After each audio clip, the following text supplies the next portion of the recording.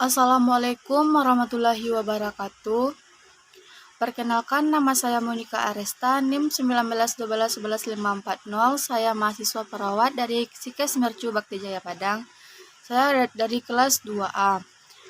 Baiklah, di sini saya akan menjelaskan rangkuman materi dari Bapak Alfitri tentang keperawatan HIV. Baiklah, saya akan menjelaskan materi pertama itu tren dan isu seputar HIV dan AIDS dan konseling VCT.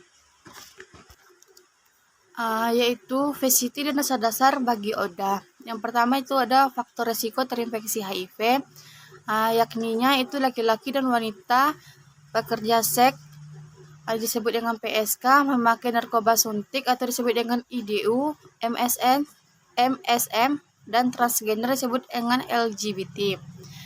Orang-orang yang mempunyai IMS atau STI mendapatkan transfusi darah, injeksi dan tato yang tidak steril, prenatal transmisi.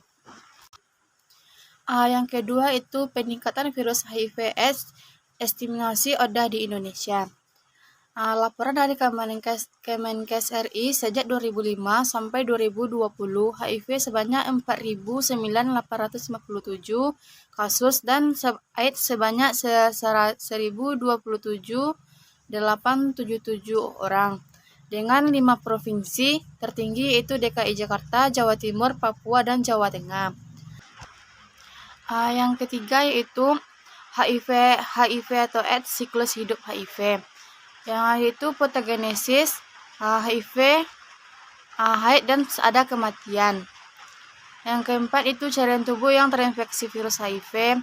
Yang pertama itu ada risiko tinggi, darah, cairan mani, cairan vagina, ASI. Penilaian risikonya itu ESS. Yang pertama itu exit, sufficient, selusur viral, enter.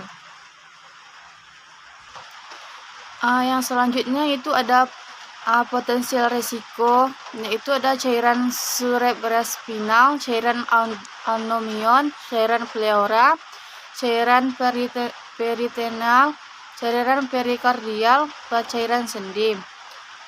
Yang dimaksud dengan AIDS yaitu masalah yang munculnya yaitu ada fisik, psikologi, sosial, dan spiritual. Selanjutnya itu ada orientasi konseling, yaitu semua masalah yang dihadapi ODA perlu dilakukan konseling. Konseling itu yaitu dengan konseling VCT. Baiklah, yang materi kedua yaitu konseling VCT pada klien HIV atau AIDS. Baiklah, pertama saya akan menjelaskan itu dasar-dasar konseling bagi ODA. Pertanyaannya itu mengapa konseling dan tes HIV itu penting, yaitu membantu klien atau pasien mengembangkan pemahaman tentang pengobatan mereka dan tantangannya. Yang kedua itu membantu klien atau pasien menetapkan tujuan pengobatan mereka. Yang ketiga itu mempersiapkan klien atau pasien untuk memulai pengobatannya. Yang keempat yaitu membantu klien atau pasien mengembangkan perilaku terhadap pengobatan akan lebih baik. Yang kelima yaitu memberikan dukungan berkelanjutan bagi klien atau pasien untuk mematuhi pengobatan dalam jangka panjang. Yang kedua itu apa yang dimaksud dengan konseling? Apakah itu konseling? Yaitu sebuah proses membantu seorang dalam pembelajaran menyesuaikan masalah emosional, interpersonal, dan memutuskan suatu hal tertentu, yaitu membantu klien menolong dirinya sendiri, individual atau pasangan, atau disebut individual, pasangan, atau keluarga. Selanjutnya itu ada tujuan konseling. Tujuan konselingnya yaitu membantu setiap individu untuk bertanggung jawab atas hidupnya sendiri dengan yang pertama itu mengembangkan kemampuan mengambil keputusan bijak dan realistik. Yang kedua yaitu mengubah perilaku sendiri agar konsekuensinya sesuai dengan kehendakinya. Yang ketiga yaitu menyediakan informasi yang faktual. Selanjutnya itu apa itu konseling? Konseling yaitu terpusat pada klien, spesifik pada kebutuhan, isu, dan seputar hal yang terkait dengan selanjutnya ada itu konseling. Apa itu konseling? Yang pertama itu terpusat pada klien, spesifik pada kebutuhan isu dan seputar hal yang terkait dengan klien. Yang keduanya itu ada proses interaktif dan kolaboratif dan bertanggung jawab. Selanjutnya yaitu ada tertuju pada goal atau memiliki tujuan, mengembangkan tanggung jawab dari diri klien, mempertimbangkan situasi interpersonal, sosial atau budaya, dan kesiapan diri untuk berubah. Mengajukan pertanyaan, menggali informasi, mengeluas dan mengeluas pilihan dan mengembangkan merencana tindakan. Selanjutnya itu konseling bukankah memberitahu atau mengarahkan, menasehati, melakukan integrasi, melakukan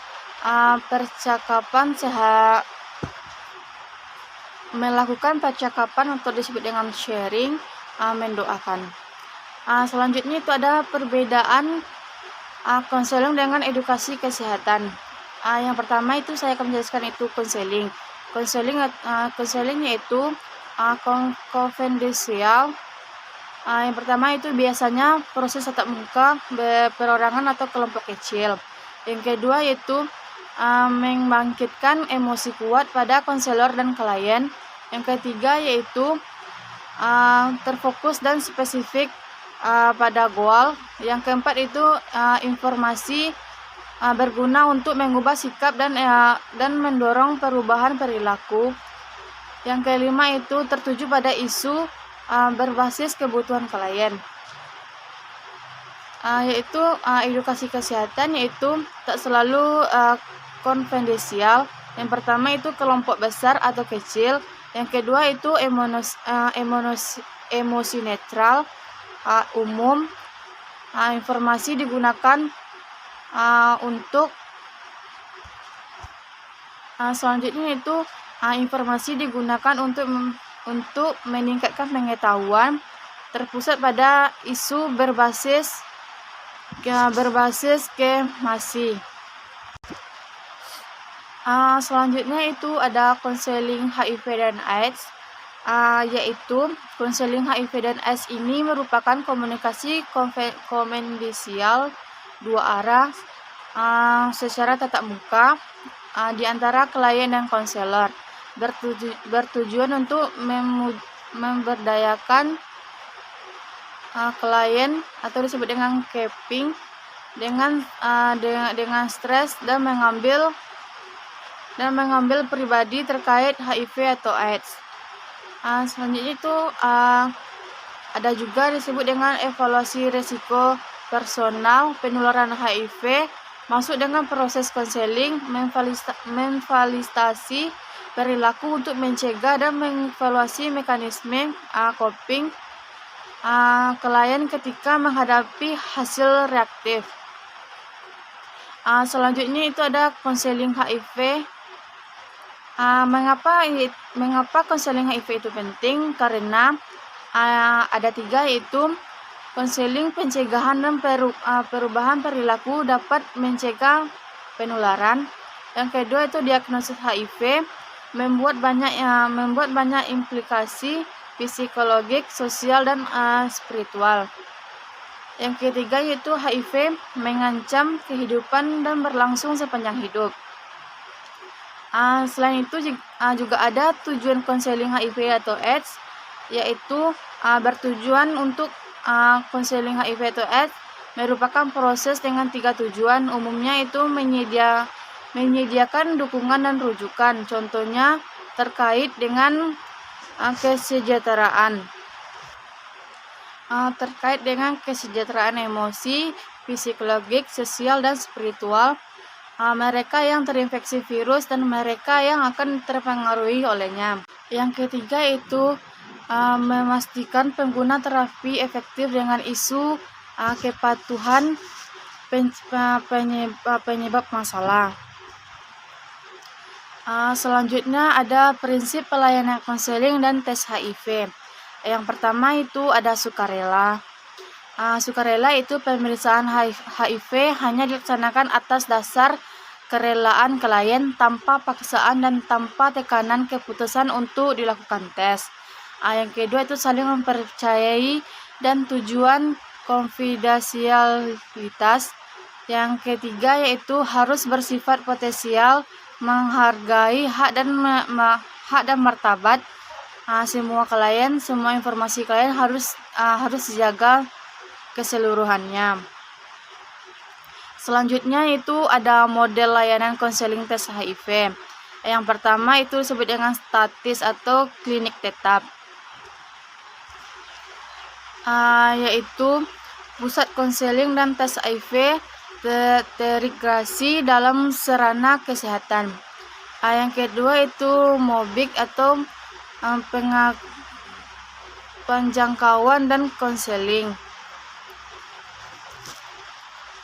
yaitu Mobile City dilaksanakan tim VCT di luar Vaskes yang mendukungi sasaran masyarakat yang memiliki perilaku berisiko atau berisikonya tertular HIV atau AIDS di wilayah tertentu. Selanjutnya itu ada kegiatan dalam layanan konseling dan tes HIV. Yang pertama itu ada tes HIV, konseling pasca tes, jaminan untuk konseling dan tes HIV, layanan dukungan berkelanjutan, konseling atau informasi prates, informasi konten. Selanjutnya itu juga ada keterampilan konseling dasar, yang mana keterampilan mikro konseling, yaitu keterampilan mikro konseling ini disebut dengan pokok dari komunikasi efektif dan mengembangkan relaksasi mendukung antara klien dan konselor atau petugas. Baiklah, materi ketiga yaitu prinsip komunikasi konseling pada pasien dengan HIV atau AIDS dan penyalahgunaan nafza. Yang pertama yaitu ada perubahan paradigma, yang mana HIV dan AIDS dapat mengenal siapapun tanpa membedakan status sosial, pendidikan, agama, warna rambut, dan latar belakang seseorang. HIV dapat mengenai orang-orang yang tidak berdosa, yaitu bayi dan anak. HIV dan AIDS sudah ada obatnya, sekalipun tidak menyembuhkan tetapi mengembalikan kualitas hidup penderitanya. Penularan HIV dan AIDS ini ke bayi atau anak dapat dicegah. Kepatuhan berobat dan minum obat adalah kunci utama pencegahan dan pengendalian HIV dan AIDS. Selanjutnya itu ada keterampilan mikrospesifik. Berikut merupakan dasar penting. Yang pertama itu ada mendengar aktif, mengajukan pertanyaan, hening, perilaku nonverbal. Baiklah, materi keempat itu peran perawat dalam kepatuhan obat HIV. Yang pertama itu HIV. H-nya itu human atau manusia, I-nya itu imunodefisiensi atau turun sistem kekebalan tubuh sehingga tubuh gagal melawan infeksi. V-nya itu virus yang hanya terdapat di dalam tubuh manusia dan menyebabkan turunnya kekebalan tubuh gagal melawan infeksi. Yang kedua itu AIDS. Apa itu AIDS? Yang A-nya itu acquired atau didapat ditularkan. I-nya itu imun atau kekebalan tubuh. D-nya itu defisiensi atau penurunan atau kekurangan. Yang S itu sindrom, yaitu kemampuan gejala. Selanjutnya itu masalah pasien AIDS yang muncul. Yang pertama itu fisik, psikologi, sosial, dan spiritual. Selanjutnya itu HIV dan sistem kekebalan tubuh. HIV memakai sel CD4 untuk replikasi. Sel CD4 adalah sel darah putih yang membawa reseptor CD4 pada permukaannya. Reseptor CD4 dipakai oleh HIV untuk meningkatkan pada sel seperti kena dan anak kena. Selanjutnya itu pakrik HIV, yaitu waktu meningkatkan diri pada sel CD4. HIV membuat sel tersebut menjadi pakrik HIV, memiliki miliaran virus dibuat dan akhirnya sel CD4-nya dibunuh. virus baru terus menularkan sel CD4 yang lain dan replikasi lagi. Selanjutnya itu ada target seluler infeksi HIV, yaitu yang target pertamanya yaitu CD4 tambah limfosit T,